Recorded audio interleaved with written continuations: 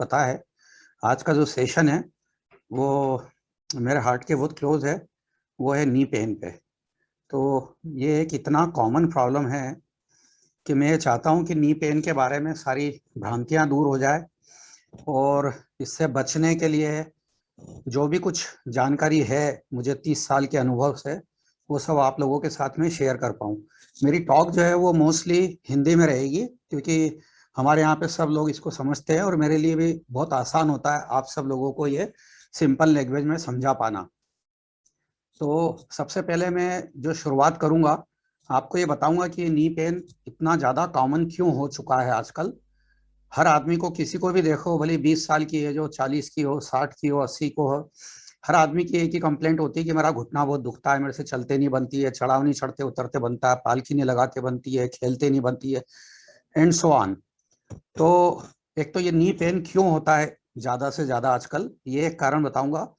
दूसरा, इससे बचने के क्या क्या उपाय हो सकते हैं उसके बारे में हम लोग डिस्कस करेंगे। कुछ लोग जो बाद में ज्वाइन कर रहे हैं, मुझे उनको भी हैंडल करना पड़ रहा है, एनीवे। और थर्डली, इसके ट्रीटमेंट से रिलेटेड दो एस्पेक्ट्स रहेंगे। एक तो नॉन ऑपरेटिव ट्रीटमेंट, जिसमें लाइफस्टाइल मॉडिफिकेशन, एक्सरसाइज और कुछ लिमिटेड मेडिसिन, ये तीसरा एस्पेक्ट रहेगा। और चौथा, जिसमें नी पेन का हम लोग ये बोल सकते हैं कि वो उस स्टेज पे पहुंच गया है कि जहां life activities of daily living, दिनचर्या के कोई भी काम करना संभव नहीं रह सकता है। उस समय पेशेंट का जब नी रिप्लेसमेंट करना पड़ता है तो वो एक ट्रीटमेंट का एस्पेक्ट है जिसको हम लोग टीकेआर या टोटल नी रिप्लेसमेंट बोलते हैं। तो मैं आपका अधिक से अधिक समय जो है वो यूज हो, इसलिए स्ट्रेट अवे मैं शुरू करता हूँ। ये जो पहली स्क्रीन है मेरी, आप सब देख पा रहे हैं? आई होप बेटा देख रहे हैं सब?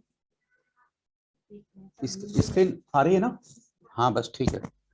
तो जैसा कि ये पहली स्लाइड है, इसमें अलग अलग जगह बताया है कि इसमें घुटने में दर्द कहाँ, इंटीरियर नी पेन सबसे कॉमन जिसको बोलते हैं, फिर घुटने के अंदर की तरफ, घुटने के पीछे, ये घुटने की कॉमन जगह है। स्क्रीन के राइट साइड पे ये घुटने की एक पिक्चर दी हुई है अंदर की। तो ये मेरे कुछ पिक्चर्स हैं जो ऑपरेशन थिएटर में लिए हुए हैं। ये मेरा एक प्रोफेशनल प्रोफाइल है।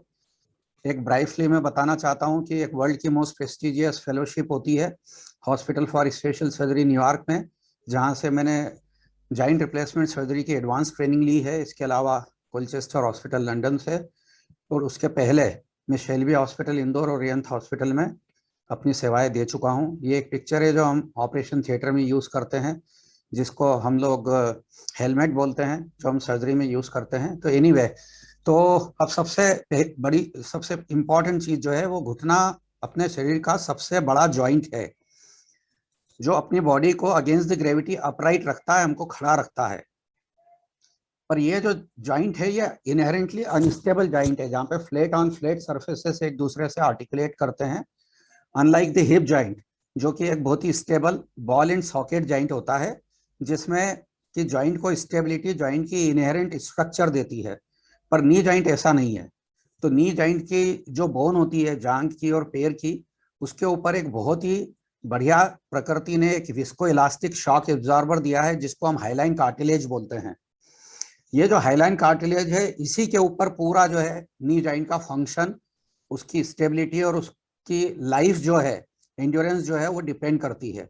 तो मैं इसके ऊपर फोकस करूंगा। नॉर्मल हेल्थ में ये जो घुटने की जो बोन्स रहती है एक दूसरे के ऊपर स्मूथली ग्लाइड करती है, घर्षण नहीं करती है, जिसको हम बोल सकते हैं फ्रिक्शन नहीं करती है, बल्कि एक दूसरे के ऊपर स्मूथली ग्लाइड करती है। और उसके अंदर एक फ्लूइड होता है जिसको हम साइनोवियल फ्लूइड बोलते हैं। ये एक थोड़ा सा स्ट्रक्चर जो है वो इसलिए समझाना जरूरी है क्योंकि आगे घुटने की जो डिसीजेस होती है, जिस वजह से घुटने में दर्द होता है, उसको समझने के लिए ये बहुत इंपॉर्टेंट है। जैसा कि इस पिक्चर में हम देख पा रहे हैं, ये घुटने की हड्डियां हैं ऊपर और नीचे की, और उसके नीचे इसके ऊपर ये जो है ये कार्टिलेज होता है। आई थिंक आप सब लोग देख पा रहे हैं शायद मेरे पॉइंटर से। तो जो सबसे इम्पोर्टेंट कॉज जो है नी पेन का, वो लिगामेंट और कार्टिलेज को जो इंजुरी होती है। फिर जो जकड़ा हुआ, बेटा आवाज आ रही है, जो कि जकड़ा हुआ जो जॉइंट होता है, जो कि ओल्ड एज में ऑस्टियोआर्थराइटिस में हो जाता है, जिसको हम लोग आर्थराइटिस बोलते हैं या ऑस्टियोआर्थराइटिस बोलते हैं, वो भी काफ़ी पेनफुल होता है। और इसके अलावा एक गठिया बाई होती है जिसको हम इन्फ्लेमेटरी आर्थराइटिस बोलते हैं या गाउट बोलते हैं। और घुटने की जो मसल्स होती है यदि वो वीक होती है तो घुटने के ऊपर डायरेक्ट लोड पड़ता है और वो घुटना पेनफुल हो जाता है। तो अब इसकी थोड़ी सी डायनेमिक्स या फंक्शन जिसको मैं बोलना चाहूँगा, ये सबसे कॉमनेस्ट कॉज है आफ्टर लो बैक पेन, जो कि मॉडर्न डे लाइफस्टाइल के अंदर most common cause of pain होता है। इसका कैल्शियम और विटामिन डी से क्या रिलेशन होता है? कुछ दवाइयाँ आती है जिसको ग्लूकोजामिन या कोंड्राइटिन सल्फेट बोलते हैं। जॉइंट का जो ऑयल होता है ल्यूब्रिकेशन के लिए, उसका क्या रोल है? और घुटने का दर्द कैसे डेवलप होता है और इसको कैसे रोका जा सकता है, अपन इसके बारे में आगे चर्चा करते हैं। तो घुटने की सबसे अच्छी एक्सरसाइजेस कौन सी होती है? घुटना जल्दी क्यों घिसता है और इसको कैसे रोका जा सकता है? घुटने का मेनिस्कस क्या होता है? कार्टिलेज क्या होता है? घुटने के लिए डूज एंड डोंट्स क्या है, जो कि हम घुटने के लिए रोजमर्रा की जिंदगी में हमें क्या करना चाहिए और क्या नहीं करना चाहिए। और ओबेसिटी जो है वो घुटने को कैसे अफेक्ट करती है और इसको कैसे हमारे नी के फंक्शन को अफेक्ट करती है। तो जैसे कुछ मिसकंसेप्शंस या मिथ्स है, भ्रांतियां हैं जिसको हम बोल सकते हैं, कि हम ज्यादा चलते हैं तो घुटना ज्यादा घिसेगा। ये एब्सोल्युटली गलत है।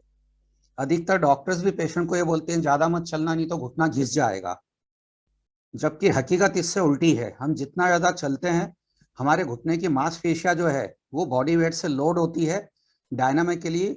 वो हमारे नी जॉइंट की मोटर है जो उसको सपोर्ट करती है, और उससे जो कार्टिलेज है उसकी हीलिंग होती है। इसलिए चलना जो है वो घुटने की हेल्थ के लिए सबसे ज्यादा फायदेमंद होता है। इसीलिए टहलना या चलना जिसको हम बोलते हैं, वो हमारे घुटने की हेल्थ के लिए सबसे ज्यादा इंपॉर्टेंट है। कैल्शियम और विटामिन डी की कमी से घुटना डैमेज हो जाता है, ये एब्सोल्युटली गलत है। ये घुटने की हेल्थ के लिए इंपॉर्टेंट है, पर सिर्फ कैल्शियम से या विटामिन डी से घुटना बच जाता है ऐसा बिल्कुल भी नहीं है।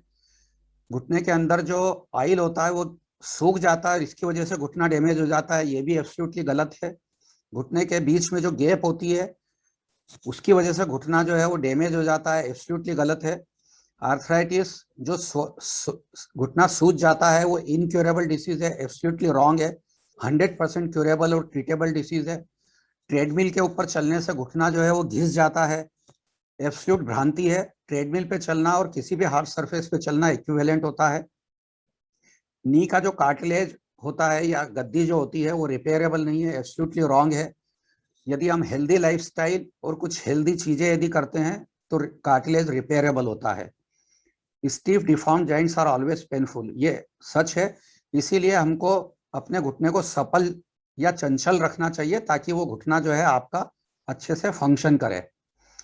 तो अब नॉर्मल घुटना काम कैसे करता है? जैसा कि मैंने बताया, घुटने की जो हड्डियां रहती है, हड्डी के ऊपर हड्डी रगड़ खाती है, उससे घुटना पेनफुल होता है। तो प्रकृति ने उसके दोनों एंड्स के ऊपर जो है एक नेचुरल शॉक एब्जॉर्बर दिया है जिसको हम आर्टिकुलर कार्टिलेज बोलते हैं। ये जो आर्टिकुलर कार्टिलेज होते हैं यही हमारे शरीर के बॉडी के शॉक्स और स्ट्रेस और स्ट्रेन को एब्जॉर्ब करता है।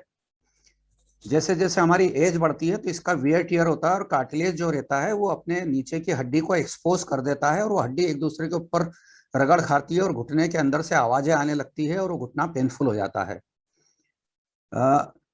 कोई भी इंजुरीज होती है बहुत एग्रेसिव, यदि हम स्पोर्ट्स एक्टिविटीज करते हैं या वजन ज्यादा है और घुटने पे लोड ज्यादा आ रहा है तो कार्टिलेज तेजी से जो है वो घिसता है।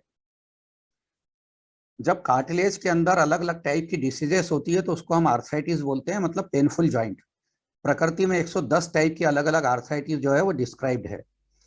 तो हमारे लाइफस्टाइल जो है वो कैसे अपने घुटने के फंक्शन को अफेक्ट करती है। अभी हम लोग जो पिछले 25-30 साल से जो लाइफस्टाइल जी रहे हैं उसमें ऑटोमेशन है, मतलब हम अधिकतर काम काज जो है आजकल मशीन से या रिमोट से कर रहे हैं। उस वजह से हमारी मसल्स जो है वो बहुत कम लोड होती है, घुटना तेजी से घिसता है। जैसे कि हम लिफ्ट यूज करते हैं, गाड़ी यूज करते हैं, मोबाइल यूज करते हैं, टेलीविजन देखते हैं 8-8 10-10 घंटे बैठ के, मीटिंग्स अटेंड करते हैं, या मेट्रो सिटीज के अंदर ट्रेवलिंग के अंदर 3-3 4-4 घंटे लग जाते हैं। ये सारे कारण है जिस वजह से सेडेंट्री लाइफस्टाइल की वजह से आपका घुटना जो है वो तेजी से घिसता है, क्योंकि मसल्स वीक होने लगती है और वजन बढ़ जाता है हमारा। ये एक स्लाइड है जिसके अंदर ये हड्डी दिखाई है और इसके ऊपर ये कार्टिलेज दिखाया है। तो ये जो कार्टिलेज होता है इसका कोई ब्लड सप्लाई नहीं होता, ये एवेस्कुलर स्ट्रक्चर होती है, तो फिर ये जिंदा कैसा रहता हमारे घुटने के अंदर, इतनी इंपॉर्टेंट स्ट्रक्चर। तो जब हम मूवमेंट करते हैं तो जो अंदर ऑयल होता है, फ्लूइड होता है, उसके अंदर से डिफ्यूजन से ऑक्सीजन और ग्लूकोज जो है ये कार्टिलेज ड्रॉ करता है, इम्बाइब करता है, सोखता है। तो इस कार्टिलेज की लाइफ और हेल्थ जो होती है वो इसी चीज के ऊपर डिपेंड करती है कि हम अपने घुटने को मोबिलाइज करें। एक बार यदि ये कार्टिलेज डैमेज हो जाता है तो वो धीरे धीरे अनरिलेंटलेसली अंदर की जो बोन होती है उसको एक्सपोज कर देता है और उसको हम लोग आर्थराइटिस बोलते हैं। इसके अपोजिट यदि हम हमारे घुटने को बहुत ज्यादा आराम देते हैं और उसका मूवमेंट नहीं करते हैं तो वो जो आइल होता है उसकी वजह से ये जो कार्टिलेज है इसको कोई न्यूट्रिशन नहीं मिलता और कार्टिलेज डिजनरेट होकर घुटने को डैमेज कर देता है। इसलिए ये एक बहुत ही बेसिक कंसेप्ट है जो आपको समझना बहुत जरूरी है कि हमारे एक वो जो कहावत है हम लोगों के लिए वो होती है movement is life, life is movement. तो घुटने की हेल्थ के लिए भी जो है वो कार्टिलेज का न्यूट्रिशन के लिए ये बहुत जरूरी है कि हम मूवमेंट को बराबर रखें। तो ये कुछ चीजें हैं जिससे मैंने बताने की कोशिश करी कि कार्टिलेज का डीजनरेशन कैसे होता है। जैसे वजन बहुत ज्यादा होता है तो स्ट्रेस आता है, सेडेंटरी लाइफस्टाइल है, जॉइंट का इमोबिलाइजेशन है, जो लोग हम इंजुरी के बात कर देते हैं या कई बार डॉक्टर्स गलत सलाह दे देते हैं कि आप तो आराम करो नहीं तो घुटना खराब हो जाएगा। फिर जॉइंट की डिफॉर्मिटीज होती है, ओल्ड एज की वजह से बोइंग हो जाती है, गोलाई हो जाती है जॉइंट की, तो एक मैकेनिकल डिसएडवांटेज होता है जब घुटने के ऊपर बहुत ज्यादा लोड आने लगता है। और फिर diseases like diabetes, arthritis, rheumatoid arthritis, gout, ये सब चीजें घुटने को डैमेज करती है, उसका प्रॉपर मेडिकल ट्रीटमेंट होना चाहिए। तो ये सब चीजें हैं जिसकी वजह से घुटना तेजी से घिसता है। अब हम वो चीज देख लेते हैं जिसकी वजह से घुटने की घिसावट स्लो हो जाती है या घुटने का रीजनरेशन जो है वो फास्ट हो जाता है। तो एक तो है रेगुलर एक्सरसाइज, उससे कार्टिलेज का न्यूट्रिशन जो है वो बना रहता है। गुड मसल स्ट्रेंथ जो कि मोबिलिटी से आती है। एक स्टेबल और वेल अलाइंड जॉइंट, इसका मतलब ये होता है कि हमारे जो लिगामेंट्स है, जैसे दरवाजा हमारा हिंजेस के ऊपर टिका रहता है वैसे ही अपना घुटना जो रहता है उसमें 4 लिगामेंट रहते हैं जो घुटने को चारों दिशाओं में भागने से रोकते हैं अगेंस्ट द ग्रेविटी, क्योंकि वो unstable flat on flat surface है। जैसे ही हम खड़े होते हैं तो अपनी बॉडी जो है घुटने के ऊपर चारों दिशाओं में कहीं भी भागने की कोशिश करती है। उसको रोकने के लिए स्टैटिक स्टेबलाइजर्स होते हैं जिसको हम लिगामेंट बोलते हैं, और डायनेमिक स्टेबलाइजर होते हैं जिसको हम मसल्स बोलते हैं। तो एक स्टेबल जॉइंट के लिए बहुत इंपॉर्टेंट है कि हमारा जॉइंट जो है उसके लिगामेंट बहुत स्टेबल रहे। अब अच्छी healthy diet, protein, calcium, vitamin D, ये सारी चीजें जो है वो घुटने की कार्टिलेज के रीजनरेशन में हेल्प करती है।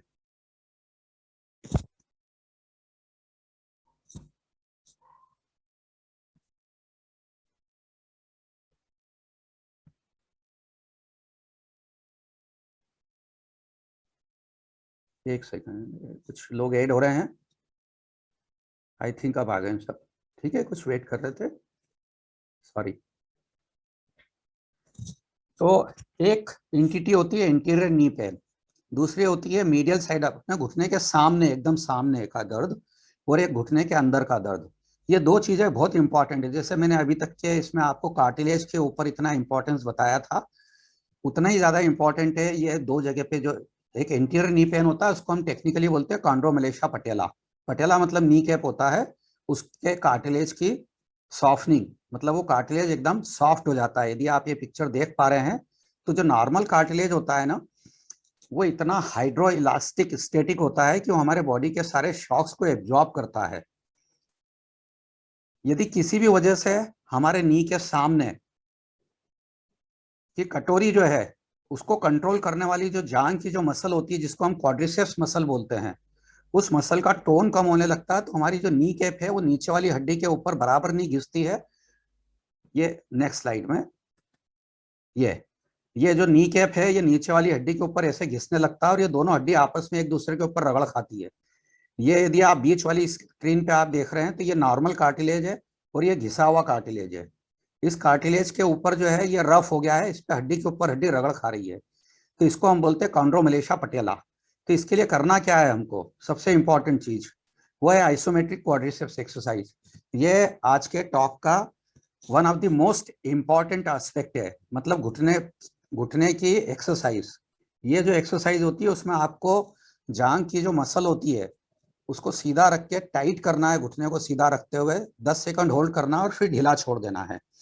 ऐसी एक्सरसाइज आपको कम से कम 8 से 10 मिनट सुबह शाम करना है और रेगुलर वॉकिंग करना है। सबसे इंपॉर्टेंट चीज है वॉकिंग। यदि हम वॉक करते हैं तो हमारी मसल्स लोड होती है, वो हमारे घुटने को सपोर्ट करती है और घुटने का बॉडी का जो वेट है वो नी जॉइंट पे पड़ने के बजाय मसल से एब्जॉर्ब कर लेती है और घुटना हमारा डैमेज होने से बच जाता है। इसको बोलते हैं आइसोमेट्रिक क्वाड्रिसेप्स एक्सरसाइज। ये एक बहुत इंपॉर्टेंट एस्पेक्ट है जो आप सब लोगों को अपने साथ में आज लेके जाना है। ये एक एक्सरसाइज का चार्ट है, इसमें ये जो एक्सरसाइज है 2 नंबर की, ये सबसे ज्यादा इंपॉर्टेंट है, जिसको आइसोमेट्रिक क्वाड्रिसेप्स सेटिंग एक्सरसाइज बोलते हैं, जिसके बारे में मैंने अभी आपको बताया था। आप इसको एक थंब रूल बना के अपने साथ रखो। सुबह शाम 10-10 मिनट, जैसे हम हार्ट और लंग के लिए प्राणायाम करते हैं सबसे ज्यादा इंपॉर्टेंट है, उसी उसी प्रकार से ये भी सबसे ज्यादा इंपॉर्टेंट है कि 10-10 मिनट हम घुटने की एक्सरसाइज करें, ताकि हमारी जो मांसपेशियां है वो हमारी बॉडी वेट को एब्जॉर्ब करे, सपोर्ट करे घुटने को। अब घुटने का जो ऑयल होता है वो क्या करता है, घुटने के सरफेसेस को ल्यूब्रिकेट करता है, उसके फ्रिक्शन को रोकता है। कुछ टेक्निकल इशू था। अब ये आर्टिफिशियल ऑयल के, कुछ लोग बोलते हैं कि घुटने का ऑयल जो है वो सूख जाता है तो घुटना खराब हो जाता है। ये सब भ्रांति है। ऑयल का बनना, कम बनना, ज्यादा बनना, ये सब नेचर से कंट्रोल होता है। जब झिल्ली हमारी सूज जाती है आर्थराइटिस में, गठियाबाई में, तो बहुत ज्यादा ऑयल बनने लगता है और घुटने को डैमेज कर देता है। उसमें कई बार हमको उसके लिए दवाइयां देना पड़ती है और कभी कभी उसको इंजेक्शन से निकालना भी पड़ता है। बहुत ही ज्यादा ओल्ड एज में 70, 80, 90 साल की, 80 से 90 साल की एज में जब नी रिप्लेसमेंट संभव नहीं हो किसी भी वजह से, तो उसमें आर्टिफिशियल नी जॉइंट के इंजेक्शन भी लगाए जाते हैं। उससे घुटने का घर्षण कम होता है, बस इससे ज्यादा और कुछ भी नहीं होता है। लिगामेंट्स के बारे में जैसे मैंने बताया, एक घुटने से दूसरे घुटने तक जाने वाली रस्सी होती है, हिंजेस का काम करती है, जैसे दरवाजे करते हैं। ये हमारे घुटने को स्टेबलाइज करती है। तो लिगामेंट का हेल्दी होना बहुत इंपॉर्टेंट होता है। एक्सरसाइजेस से घुटने तंदुरुस्त रहते हैं। हमें ये सब चीजें समझना बहुत ज्यादा इंपॉर्टेंट है। ये एक पिक्चर है जिसमें लिगामेंट मैंने दिखाए हैं, घुटने के सामने है, ये अंदर है, घुटने के ये अंदर वाले हैं। ऐसे 4 लिगामेंट होते हैं जो घुटने को चारों दिशाओं से स्टेबलाइज करते हैं। मैं ये थोड़ी सी टेक्निकल जानकारी आपको सिर्फ इसलिए देना चाहता हूं क्योंकि ये बहुत ही इंपॉर्टेंट एस्पेक्ट है हमारे डिसीज को, घुटने की डिसीजेस को समझने के लिए और ट्रीटमेंट के लिए। क्योंकि क्या होता है, डॉक्टर तो आपको दवाई लिख देते हैं, कैल्शियम लिख देते हैं, but I am very sorry to say कि इन दोनों ही चीजों को मेरे पेशेंट्स, कई बार दूसरों के भी पेशेंट सालों साल खाते रहते हैं, इनको कोई आराम नहीं होता है। और उसका रीजन यही है कि दवाइयों से, कैल्शियम से, विटामिन डी से, ऑयल के इंजेक्शन से या नी कैप लगा लेने से वो पेशेंट ठीक नहीं होते हैं। लाइफस्टाइल मॉडिफिकेशन, एक्सरसाइजेस, जैसा मैं बार बार इम्फेसाइज कर रहा हूँ, वो भी उतने ही ज्यादा इंपॉर्टेंट है ना। तो अब हम लोग वेजिटेरियन है, इसलिए प्रोटीन्स का भी बहुत रोल है, कैल्शियम, विटामिन डी का ओवरऑल बॉडी हेल्थ के अंदर बहुत ज्यादा रोल है। कुछ चीजें हैं डूज एंड डोंट्स। तो डोंट्स के अंदर ओबेसिटी, बहुत ज्यादा आराम करना, जो सेडेंट्री लाइफस्टाइल में जो बोलता हूं, या बहुत ज्यादा गिरना और इंजोर होना। इसके बाद करना क्या है हमको डूज में, रेगुलर एक्सरसाइज, जो कि वेट बियरिंग बहुत इंपॉर्टेंट है। सेडेंट्री एक्सरसाइज या पेसिव एक्सरसाइज काम की नहीं है। Good active lifestyle, healthy food supplements and control of disease like rheumatoid arthritis, जो गठियाबाई जिसको हम बोलते हैं, उस डिसीज को जो है कंट्रोल में रखना दवाइयों से। और calcium, vitamin D of course बहुत इंपॉर्टेंट है, बट मेरे कैल्शियम और विटामिन डी को आप इस वे में मत लेना कि उससे घुटने ठीक हो जाएंगे। वो नी की हेल्थ के लिए बहुत ज्यादा इंपॉर्टेंट है। तो ट्रीटमेंट गाइडलाइंस के अंदर यदि हम आएंगे, बिसाइड्स एक्सरसाइज और वेट कंट्रोल, जो कि सबसे इंपॉर्टेंट फैक्टर है, तो कौन सी एक्सरसाइज और फ्रीक्वेंसी, जैसा मैंने बताया, जो कि हार्ट और लंग के लिए प्राणायाम है, हमारे घुटने के लिए आइसोमेट्रिक क्वाड्रिसेप्स एक्सरसाइज है। मैंने बार बार एम्फेसाइज किया है, फिर इंपॉर्टेंस उसका, घुटने को सीधा रखना है, टाइट रखना है, 10 सेकंड होल्ड करना है, ढीला छोड़ना है। ऐसा 10-10 मिनट सुबह शाम रिपीट करें। ये चीज मैं चौथी बार रिपीट कर रहा हूँ, आपके दिमाग में इसको बिठा लेना चाहिए। कोई भी दवाइयों से टेम्परेरी पेन रिलीफ होता है, उससे घुटने की बीमारी ठीक नहीं होती है। कार्टिलेज को रीजनरेशन करने के लिए कुछ दवाइयां आती है, जिसको ग्लूकोजामिन और कोंड्राइटिन सल्फेट बोलते हैं, एब्सोल्युटली यूजलेस है। उसका घुटने की बीमारियों से कोई संबंध नहीं है, उसको लेना इज एब्सोल्युटली रबिश। ऑयल्स के इंजेक्शन जो रहते हैं, उसके घुटने के ट्रीटमेंट में कोई रोल नहीं है। सर्जरी का जहां तक सवाल है, जिन लोगों को इन सिंपल ट्रीटमेंट से रिलीफ नहीं होता है, सिर्फ उन्हीं लोगों के लिए सर्जरी इंडिकेटेड है। तो किन लोगों को, तो ये अभी तक था कि घुटने का दर्द क्यों होता है, कैसे बचा जा सकता है, क्या एक्सरसाइज है, लाइफस्टाइल और सिंपल मेडिसिन। अब हम आते हैं एक इंपॉर्टेंट एस्पेक्ट के ऊपर, वो है डिसेबलिंग नी पेन। इस चीज को आप बार बार समझना, नी पेन सिंपल वाला नहीं, वो नी पेन जिससे आपकी दिनचर्या जो है रोजमर्रा की जिंदगी की वो कॉम्प्रोमाइज हो रही है, उसको हम डिसेबलिंग नी पेन बोलते हैं। मतलब आप अपने उठ के बाथरूम जाना आना, खुद का घर में काम कर लेना, सिंपल वॉक पे जाना या अपने रोजमर्रा के काम काज करना, उसमें भी यदि आपको तकलीफ हो रही है तो इसका मतलब ये है कि अब आपको जो है सिंपल लाइफस्टाइल मॉडिफिकेशंस, दवाइयों से, स्टिक से, इन किसी भी चीज से आराम नहीं हो रहा है, तो उन केसेस के अंदर हमको नी रिप्लेसमेंट की जरूरत पड़ती है। तो नी रिप्लेसमेंट का मतलब क्या होता है कि जो घुटने की जो हड्डियां हैं जो कि रफ हो गई है एक दूसरे से, और उसका जो कार्टिलेज होता है अंदर का वो इरिपेरेबली डैमेज हो गया है, तो हम उस कार्टिलेज को सिर्फ रिप्लेस करते हैं, जैसे दांत के ऊपर केप लगाते हैं। नी रिप्लेसमेंट का मतलब ये नहीं होता है कि पूरा घुटना काट के अलग रख दिया और उसकी जगह दूसरा नया घुटना लाके और वो लगा दिया। इसका मतलब सिर्फ ये होता है कि घुटने के सरफेसेस पे जो कार्टिलेज खत्म हो गया था उसको दूसरे एक मेटल की केप से फिक्स कर देना सीमेंट से, और उनके बीच में एक अल्ट्रा हाई डेंसिटी पॉलीथीन की ट्रे लगा देना ताकि उन दोनों के बीच का घर्षण जीरो हो जाए। सारे नेचुरल मसल्स, लिगामेंट्स और बोन्स और दूसरे टिश्यूज घुटने की सर्जरी के अंदर, रिप्लेसमेंट सर्जरी के अंदर एज इट इज कंजर्व करते हैं, प्रिजर्व करते हैं। घुटने की रिप्लेसमेंट सर्जरी में उसमें से कोई भी चीज हम सेक्रीफाइस नहीं करते हैं। जैसा कि आप यहाँ पे स्क्रीन पे देख पा रहे हैं, ये कुछ घिसे हुए सरफेसेस है, दोनों घुटने के बीच की जगह खत्म हो गई है, इसको हम लोग इस ढंग से रिप्लेस करते हैं। मतलब ये घुटने के जो सरफेसेस हैं इसके ऊपर ये केप लगा दी और इनके बीच में एक्सरे में नहीं दिखती है, एक हाई डेंसिटी पॉलीथिलीन ट्रे होती है, उसकी वजह से ये दोनों मेटल एक दूसरे के ऊपर जो है स्मूथली ग्लाइड करते हैं। रिस्क क्या होती है, बहुत डिमांडिंग सर्जरी है, तो टेक्निकली क्वालिफाइड जो डॉक्टर होते हैं वही होना चाहिए, अच्छे सेंटर पे होना चाहिए जहाँ पे यूजुअली इसके जो पेशेंट्स रहते हैं 60 70 80 साल के, उनको मेडिकल डिसीजेज भी होती है, तो ऐसे सेंटर पे होना चाहिए जहाँ पे इन सब चीजों को देखने वाले डॉक्टर्स की पूरी टीम हो। ये सिर्फ ये टीम वर्क होता है जिसमें सर्जन, एनेस्थेटिस्ट, इंटेंसिविस्ट, कार्डियोलॉजिस्ट, सभी लोग जो होते हैं वो उसके अंदर काम करते हैं। ये जैसा आप देख रहे हैं, ये घुटना इतना गोल हो गया है जिसको बोइंग बोलते हैं। ऐसे लोग जब चलते हैं तो अपने आप को स्टेबलाइज नहीं कर पाते हैं, तो वो साइडवेज स्विंग करके ऐसे ऐसे चलते हैं। ये नी रिप्लेसमेंट करके हमने इसको सीधा कर दिया और ये पेशेंट नेक्स्ट डे से जो है वो चल फिर सकता है। ये इस तरह से अगेन, ये टेढ़ा घुटना था, इसको काट के रीअलाइन करा और ये सीधा हो गया।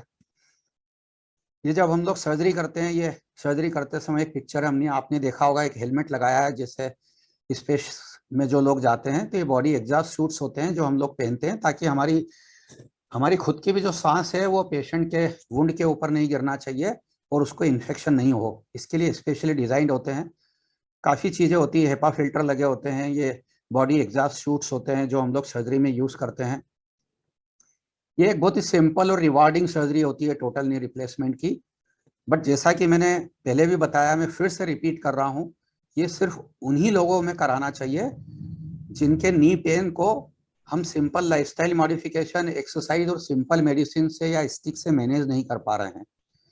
आप इस टॉक को इस वे में बिल्कुल भी मत लेना कि हर नी पेन के पेशेंट को मैं नी रिप्लेसमेंट सर्जरी एडवाइस कर रहा हूँ, ऐसा बिल्कुल भी नहीं है। बहुत कॉमन क्वेश्चन होते हैं कि घुटना कितने साल चलता है। यूजुअली इस घुटने की लाइफ जो होती है 15 20 साल से ज़्यादा ही होती है। तो ये यूजुअली सर्जरी होती है 60 70 साल की एज में, तो अपन मान सकते हैं कि एक नी रिप्लेसमेंट यूजुअली पेशेंट को लाइफ लॉन्ग चलता है। मटेरियल क्या होता है, एक अलाय होता है स्टील का और उनके बीच में एक हाई डेंसिटी पॉलीथिलीन की ट्रे होती है।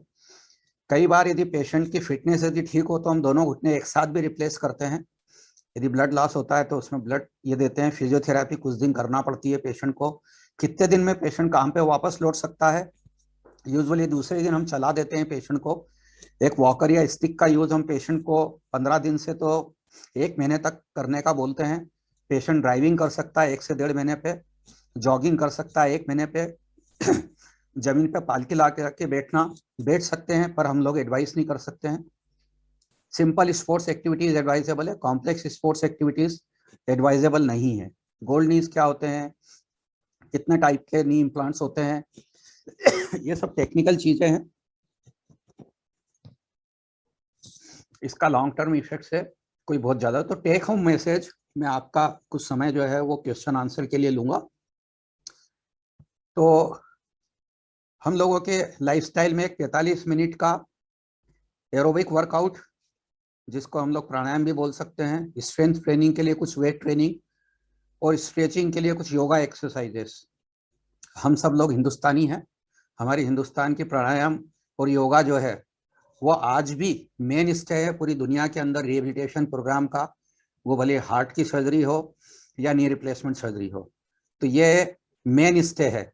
यदि हम इन सब चीज़ों को हमारी लाइफस्टाइल में इनकलकुलेट करते हैं, शामिल करते हैं, तो मुझे लगता है कि हमारा नेचुरल नी जो है वो 60-70 साल 75 साल बहुत आसानी से चलता है। पर लाइफस्टाइल डिसीज जो कि ओबेसिटी, सेडेंट्री या डायबिटीज या गठियाबाई की वजह से यदि हमारा घुटना जल्दी डैमेज हो रहा है, तो नी रिप्लेसमेंट सर्जरी बहुत रिवार्डिंग सर्जरी है। जैसे कि टॉन्सिल और अपेंडिक्स और हर्निया की सर्जरी इतनी सक्सेसफुल होती है, या बाईपास सर्जरी हार्ट की होती है। तो मेरा यह मानना है कि टोटल नी रिप्लेसमेंट उन लोगों के लिए एक वरदान है जिनका डे टू डे एक्टिविटीज जो है वो इतनी कॉम्प्लेक्स हो गई कि उनको चलने में डर लगता है और वो गिर जाते हैं और उनको फ्रैक्चर हो जाता है। तो ये मेरी तरफ से आज टेक होम मैसेज था। तो फाइनल चीज यही है कि आज से आप अपने नी पेन को गुड बाय बोलो, टाटा बोलो और एक हैप्पी हेल्दी लाइफ जो है वो जियो। आप सबके क्वेश्चंस लेने के लिए आई एम रेडी।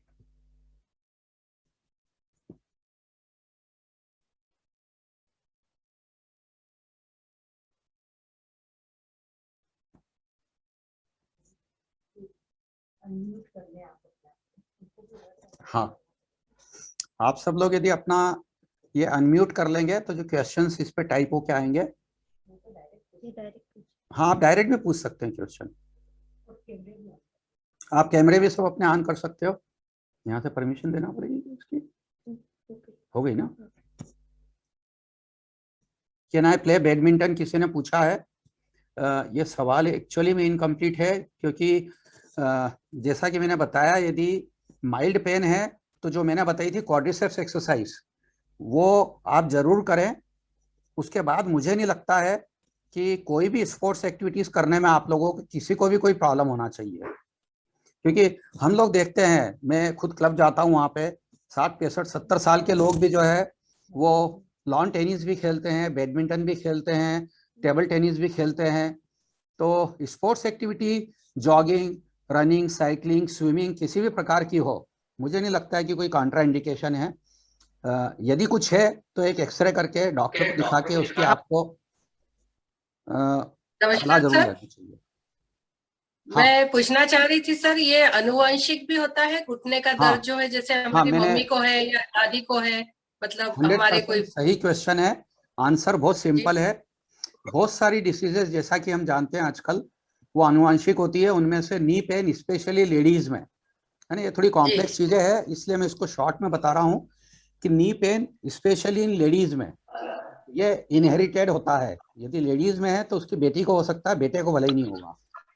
तो नी अच्छा पेन का जीन जी होता सर। है, लेडीज टू लेडीज ट्रांसमिट होता है, बट इसका मतलब ये नहीं हुआ कि जेंट्स में हो ही नहीं सकता। लेडीज में इसकी ससेप्टिबिलिटी ज्यादा होती है, वैसे भी हम लोगों के यहाँ ज्यादा इसलिए है क्योंकि प्रेगनेंसी, चाइल्ड बर्थ और बाद में फीडिंग हैबिट्स, इनकी वजह से लेडीज को ऑस्टियोमेलेशिया, ऑस्टियोपोरोसिस की बीमारी भी बहुत कॉमनली होती है।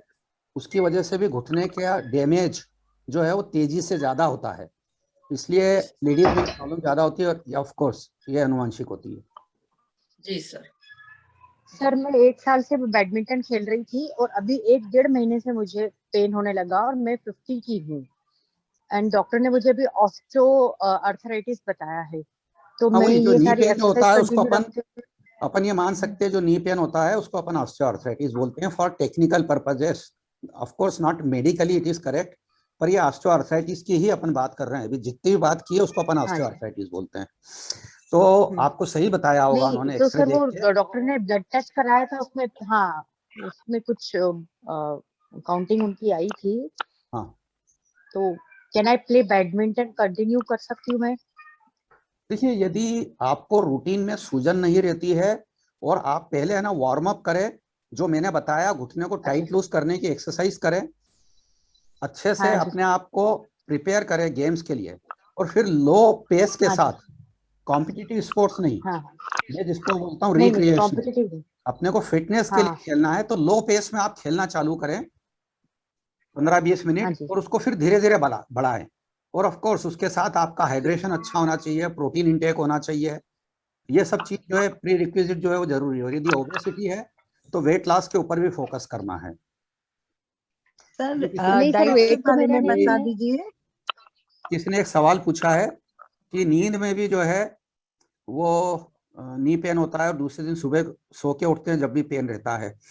ये इसी को हम लोग ऑस्टियोआर्थराइटिस या कॉन्ड्रोमलेशिया बोलते हैं, जो मैंने एम्फेसाइज किया था। इसका मतलब अगेन सिंपली यही है कि जब हम लेट जाते हैं या आराम करते हैं, हमारी बॉडी ग्रेविटी के अगेंस्ट में जब लोडेड नहीं होती है, तो हमारे थाई की जो मसल्स होती हैं वो उसका टोन बहुत कम हो जाता है ना। जब हम खड़े रहते हैं तो बॉडी लोडेड रहती है अगेंस्ट द ग्रेविटी, उस मसल्स में टोन होता है, तो हमारे घुटने को सपोर्ट करती है। जब हम लेट गए तो उसका टोन कम हो गया, टोन 0 हो गया, अपन मान लीजिए ग्रेड 1 रह गया 5 से। तो जब हम खड़े होते हैं तो बॉडी वेट एकदम घुटने पे आता है, तो वो बॉडी वेट वो जो मसल्स है उसमें इतना टोन नहीं है कि वो नी को सस्टेन कर पाए, तो फिर वो बहुत पेनफुल होने लगता है। तो इसके लिए इंपॉर्टेंट ये है कि हम रात को सोने के पहले भी, ये जो मैंने बोला बार बार, क्वाड्रिसेप्स, आइसोमेट्रिक क्वाड्रिसेप्स एक्सरसाइज, इसको जो है हम 10-10 मिनट सुबह शाम रिलीजियसली करें, पानी पिए, लेटे रहें, तब भी यदि हम जग रहे हैं तो उसको घुटने को टाइट लूज करने की एक्सरसाइज करें। आप ये मान के चले कि यदि हम ये आइसोमेट्रिक क्वाड्रिसेप्स एक्सरसाइज कर रहे हैं तो हमारे घुटने की लाइफ डेफिनेटली प्रोलॉन्ग होती है, और एक हम हेल्दी पेनलेस लाइफ जो है वो जी सकते हैं। अदिति जी ने क्वेश्चन पूछा था, और मेरा जहाँ तक ख्याल है कि why and what is the remedy, तो रेमेडी जैसा मैंने बताया, ये 3-4 चीजें हैं, एक्सरसाइजेस, वेट कंट्रोल और आइसोमेट्रिक क्वाड्रिसेप्स एक्सरसाइज सबसे इंपॉर्टेंट चीज है।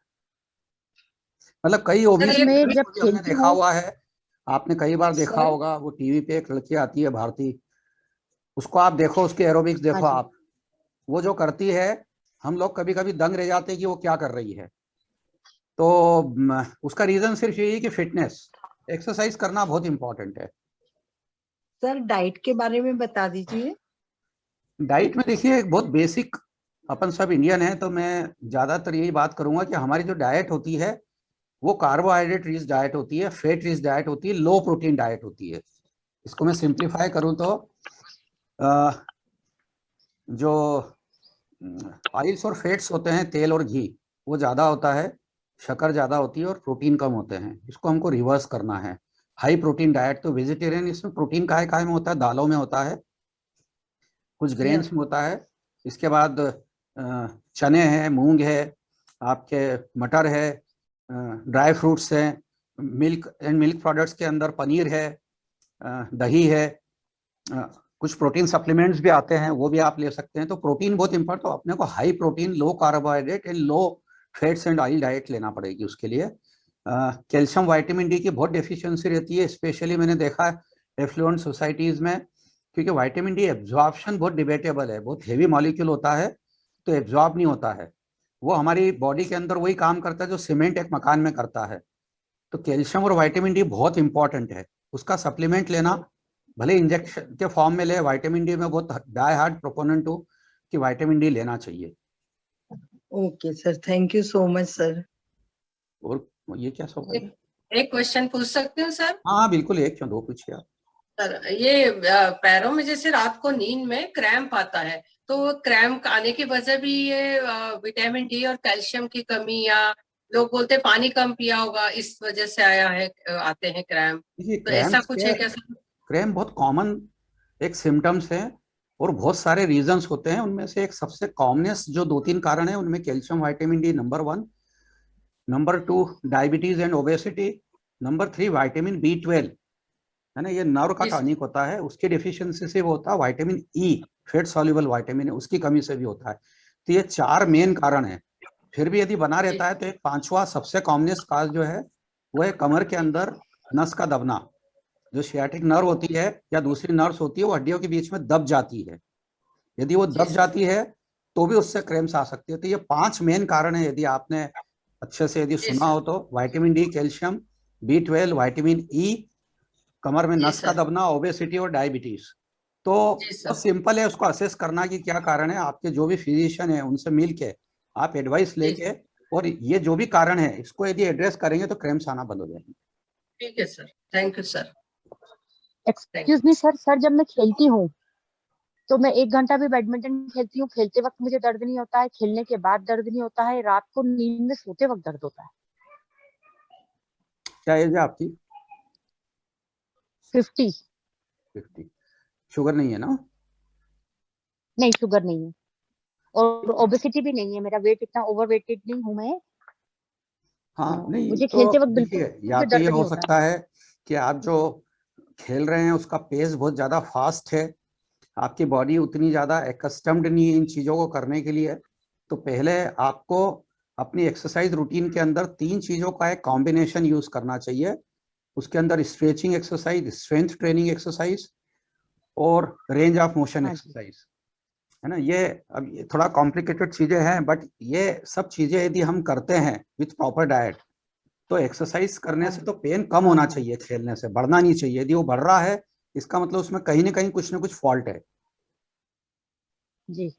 है ना। तो ये इन चीजों को एक बार आप देख लें, और हो सकता है विटामिन डी का कभी लेवल नहीं हुआ हो तो एक बार करा के देख लें। सबसे कॉमनेस्ट है वेजिटेरियन लोगों में विटामिन डी और कैल्शियम की कमी, विटामिन ई की कमी, B12 की कमी, और कई बार मसल मास बहुत कम होता है क्योंकि प्रोटीन इंटेक बहुत लो है हमारा। जी तो ये डाइट, प्रॉपर एक्सरसाइज, है ना, वार्म अप वगैरह ये सब करना है, इसके बाद एक्सरसाइज करना है आपको, जी बिल्कुल। है ना। फिर भी यदि कुछ हो तो आप कभी भी आ जाइए, मैं देखता हूँ। जी बिल्कुल। थैंक यू सर, आपने बहुत अच्छी जानकारी दी सर, और हमारे thank you sir, thank you very much. Queries को का समाधान किया। लोगों की जानकारी के लिए कुछ लोगों ने पूछा कि मैं कहाँ मिलता हूँ, तो मेरा क्लिनिक तो यही न्यू पलासिया में है, बाकी मैं दिन भर CHL हॉस्पिटल जो MIG चौराहे पे वहाँ अवेलेबल रहता हूँ मैं। गुड इवनिंग सर, एक क्वेरी मेरा भी था। हाँ बोलिए ना। दिस सर, एक्चुअली मुझे जानना था, जो ये कमर की नस के बारे में आपने बताया, ये कमर में जो नस दब जाती है, ये कुछ एज स्पेसिफिक होती है क्या? बिकॉज नहीं आई नहीं, एम 35 राइट नाउ। ये 15 साल की एज से लगा के 80 साल की एज में किसी को भी कहीं भी कभी भी हो सकती है। ये ओके। बैक पेन जो है सबसे commonest cause of human suffering है। अच्छा, ओके। तो उसमें से भी मैक्सिमम जो कारण है वो डिस्क डिसीज है। बाकी फिर एज के साथ स्पॉन्डिलाइटिस होती है, जैसे घुटने में आर्थराइटिस होती है। तो वो तो एज का वियर एंड टियर प्रोसेस है जो किसी को भी हो सकता है। जो सबसे तीसरा जो सबसे कॉमनेस्ट कॉज है आज के जमाने में, अगेन लाइफस्टाइल और ओबेसिटी। सर, मुझे ना सर्वाइकल डायग्नोस हो चुका था अभी 2 years बैक, राइट? बहुत स्टार्टिंग वाला बताया गया था मुझे। लेकिन अभी उसके बाद में मेरा सिजेरियन डिलीवरी हुआ है अभी 4 months बैक, और उसके बाद में मेरा थोड़ा ये जो पेन है, बैक पेन है, वो इतना ज्यादा हो गया कि मैं बेंड होने में, मुझे ज्यादा देर में बेंड भी नहीं पा रही, हार्डली 2 minutes में बेंड हो पाती हूँ। उसके बाद में आई हैव टू सिट, ज्यादा देर बेंड नहीं हो पाता। बहुत क्या सिंपल सजेस्ट है, करेंगे? बहुत हाँ सिंपल जी। है। देखिए ये जिन लोगों की सर्जरीज होती है पेट की, उन लोगों के मसल्स की टोन बहुत कम हो जाती है। तो जैसा कि मैंने हाँ। अभी बताया था आपको, हमारे स्पाइन को अपराइट रखने के लिए अगेंस्ट द ग्रेविटी एब्डोमिनल और स्पाइनल मसल्स का टोन जो है वो अच्छा होना बहुत इंपॉर्टेंट है। तो उसके लिए ये सबसे अच्छा। ज्यादा इंपॉर्टेंट है कि पहले हम उन मसल्स को वापस से टोन अप करें, जिसके लिए बेसिक एक्सरसाइज जैसे सिंपल वॉकिंग 10-20 मिनट सुबह शाम वहां से चलना चालू करना पड़ेगा। एक बार जब वो टोन डेवलप होगा तो धीरे धीरे उन एक्सरसाइज को एक्सेलरेट करना पड़ेगा आपको। और नेचुरली है कि कुछ एक्सरसाइज एब्डोमेन की सर्जरी के बाद स्पेशली लेडीज में वो किसी अच्छे फिजियोथेरेपिस्ट के सुपरविजन में पहले सीखना चाहिए और फिर करना चाहिए, क्योंकि रॉन्ग एक्सरसाइज यदि करेंगे तो उससे प्रॉब्लम बढ़ जाएगी। रॉन्ग एक्सरसाइज ज्यादा हार्मफुल है बजाय किसी फायदे के। नानी हम लोग साइकिल चलाने जाने वाले हैं। Thank you so much sir. Cycle चलाने जाने आजकल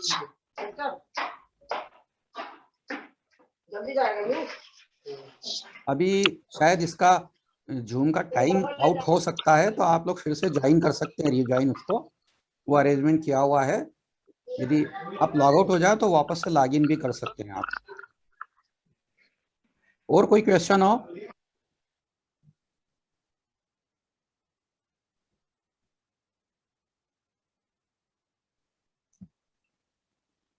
सर मेरा ACL नहीं है, क्या तो एज है उसकी आपकी? वजह से ना सर 41 इयर्स, तो ACL का सर्जरी करवा के लिगामेंट निकाल दिया है, तो उसकी वजह से मेरे को रात को सोते वक्त ना एड़ी में बहुत दर्द होता है। नहीं, एसीएल निकालते थोड़ी है सर्जरी करके, तो एसीएल का रिकंस्ट्रक्शन होता है। सर आपका रिकंस्ट्रक्शन मिनिस्कस किया था, कुशन निकाला होगा। रिकंस्ट्रक्शन किया था, नहीं सर लिगामेंट निकाला है, रिकंस्ट्रक्शन किया था, फिर उसमें पस हो गया था, तो अच्छा उसकी अच्छा वजह अच्छा, से ओके। वापस सर्जरी करके निकाल दिया था। तो तो अभी क्या अभी एडी में दर्द चलने होता में है? कोई प्रॉब्लम? हाँ सर, एडी में सिर्फ रात को सोते वक्त दर्द होता है, तो जब तक उसको दबा के नहीं सोते ना, नींद नहीं आती है। आपने थायराइड और डायबिटीज रूल आउट करवा लिया? सब नॉर्मल है सर। तो इसको प्लांटर फेशियाइटिस बोलते हैं, आपको जो एडी में जो दर्द होता है ना। हेलो? तो उसका सॉल्यूशन क्या है सर, क्योंकि हमेशा तो कोई दबा के दे ऐसा पॉसिबल नहीं है। नहीं नहीं नहीं, एक्चुअली वो सब पॉसिबल ही नहीं है। आप कैसे करते होंगे एडी के, उसको दबा के कैसे सो सकता है कोई? हाथ तो वहां पहुंचता ही नहीं है। तो ये तो बहुत नहीं ऑकवर्ड नहीं, वही पोजीशन खुद है। से नहीं होता है, मतलब घर से कोई दबा के देगा फिर? नहीं नहीं, अरे जी आप सर। ऐसा क्यों इतना सहन कर रहे हो? बहुत सिंपल सॉल्यूशंस होते हैं उसके अंदर जो है। यदि वो प्लांटर फेशियाइटिस है, जैसा कि मैं बता रहा हूँ आपको, तो एक तो सिलिकॉन का हील कप आता है, वो सिलिकॉन का हील कप लगा सकते हैं।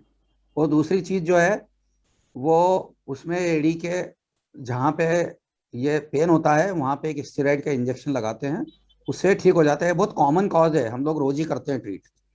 ये 100% क्यूरेबल है। ओके। हाँ, तो एक बार यदि आपके लिए संभव हो तो एक बार आप दिखा दीजिए आपके आसपास किसी को या मुझे आके। मुझे लगता है कि इसका बहुत सिंपल सॉल्यूशन है। इसके लिए आप दर्द क्यों सहन कर रहे हो इतना? ओके सर, मैं एक्चुअली तो बॉम्बे रहती हूँ, मैं आपको फिर पर्सनली कंसल्ट कर लेती हूँ। हाँ, मेरे से कॉल करके बात कर लेना। आपके आसपास जो भी फिजिशियन होंगे वो उसमें लोकल स्टेरॉइड का एक इंजेक्शन लगा देंगे। कोई भी लगा सकता है, orthopaedic surgeon of course, general doctor नहीं लगा पाएंगे। पर कोई भी ओके सर। ऑर्थोपेडिक सर्जन के लिए ये एडी के इसमें इंजेक्शन लगा के उसको ट्रीट करना बहुत बहुत इजी है। ओके सर आपका सर, नेक्स्ट लिगामेंट की सेमिनार वजह कब से, है? सॉरी? लिगामेंट से ही कनेक्टेड है ये वाला एडी का दर्द? नहीं नहीं नहीं, लिगामेंट से नहीं है। वो तो एक कोइंसिडेंस है जो आप बता रहे हैं कि वो उसकी वजह से है। वो उसका नी से कोई कनेक्शन ही नहीं होता एक्चुअली। Okay okay. हाँ। सर आपका Thank you. नेक्स्ट सेमिनार कब है? सॉरी? नेक्स्ट सेमिनार कब रहेगा आपका, ताकि लोगों को जानकारी मिल सके? आज जितने लोगों को मैसेज किया था उनको फिर से कर देंगे हम लोग। ओके सर, एक दिन पहले बता दीजिएगा। हाँ, sure sure. Good evening sir. Good evening. मैं आपसे कुछ पूछना चाहती हूँ। एक्चुअली मुझे लेफ्ट घुटने में कोई प्रॉब्लम नहीं, लेकिन जब मैं ड्राइविंग करती हूँ जी। तो 30-40 किलोमीटर तक चलने के बाद मुझे राइट वाले घुटने में थोड़ा सा सेंसेशन शुरू हो जाता है। हाँ और जैसे हम ट्रेवल कर रहे हैं लंबे समय के लिए, तो हम पैर मोड़ के ही बैठे होते हैं, तो राइट वाले घुटने में कोई एक खास पोजीशन पे जाके मुझे ऐसा लगता है कि अब घुटना मोड़ के नहीं रख सकती हूँ मैं, मुझे पैर लंबा करने की जरूरत है। बिल्कुल। और वो चीज मुझे बहुत पेनफुल लगती है। तो ये क्या हो सकता है मेरे घुटने? ये कॉन्ड्रोमलेशिया पटेला है, जिसके बारे में मैंने बार बार बताया था। जो नी कैप होती है ना, जब हम घुटना मोड़ के हाँ बैठते हैं तो नीचे वाली हड्डी के ऊपर बहुत प्रेशर में रहती है। तो हाँ उसके हाँ अंदर फेमोरोपटेलर जॉइंट, जिसको हम टेक्निकली बोलते हैं, नी जॉइंट में तीन जॉइंट होते हैं। एक घुटनी सामने नी कैप, एक घुटने के अंदर वाली साइड में जॉइंट होता है, और एक बाहर। ऐसे 3 जॉइंट होते हैं एक घुटने में। उसमें सबसे इंपॉर्टेंट जो जॉइंट होता है, या एक इंपॉर्टेंट जॉइंट होता है सामने की तरफ, इंटीरियर नी पेन जिसको मैं बोल रहा था, इसको कॉन्ड्रोमलेशिया पटेला बोलते हैं, जो आपको हो रहा है। जैसा कि मैंने बताया था, यदि आपने शुरू से सुना हो तो, हम्म घुटने को टाइट करके जब अपन घर पे रहते हैं 10 मिनट सुबह शाम आइसोमेट्रिक क्वाड्रिसेप्स एक्सरसाइज करना है। घुटने को सीधा रख के टाइट करना है, होल्ड करना है 10 सेकंड, और फिर ढीला छोड़ देना है। ये जो एक्सरसाइज है, घड़ी लगा के 10-10 मिनट सुबह शाम करो और वॉक करो। इसके बाद आप 1 घंटे तो ड्राइविंग के आप 10 घंटे भी करोगे तो पेन नहीं होगा आपको। मतलब इसका ट्रीटमेंट तो है पॉसिबल ना, ऐसे कोई बहुत बड़ी प्रॉब्लम तो नहीं है ये? नहीं नहीं, बिल्कुल भी नहीं है ये इनफैक्ट जैसा मैंने पहले भी बताया, फिर रिपीट कर रहा हूँ। एक्चुअली मेरे फादर को रही है एक घुटने में प्रॉब्लम, और यही राइट ही था उनका भी पैर, जैसे मेरे राइट में होता फादर है। पे राइट से आपके राइट में नहीं आएगा। ऐसा नहीं है, पर अभी अपन जो ये बात मान के करी चलो थी, कि भी आपकी हो ये जो सकता कंप्लेंट है है। ना, आपकी ये जो कंप्लेंट है, ये बहुत बहुत आराम से जो है वो एड्रेस हो सकती है। हाँ, तो ये मुझे 2-3 साल से हो रहा है, पर बस वो चल रहा है, जैसे कि कोरोना के टाइम पे भी ड्राइविंग नहीं कर रहे हैं या कुछ, लेकिन हाँ एक पोजीशन पे जाके, जैसे मैं यहाँ से देवास तक भी ट्रेवल कर लूं, तो एक पोजीशन के बाद मुझे ऐसा लगता है कि कार में मुझे ना आप सेंटर में बैठना एक्सरसाइज है, करो ताकि बस, अपना आई एम पैर श्योर कि फैला आपका ये सकूं पेन घुटने चला। में। आप एक्सरसाइज जो मैंने बताई ना, यदि वो आप जी करेंगे तो आई एम वेरी श्योर कि आपका ये पेन चला जाएगा। ठीक है डॉक्टर साहब, थैंक यू वेरी हाँ, मच। और कोई सवाल मंगला जी? तो सर बहुत अच्छे से बताया आपने, नहीं, और सिंपल, कभी कुछ कहा तो जरूर आपसे कांटेक्ट भी करूंगी बिल्कुल और मिलूंगी सर। बिल्कुल। थैंक यू सर, मैं आपसे पर्सनली आकर मिलूंगी। या एनी टाइम।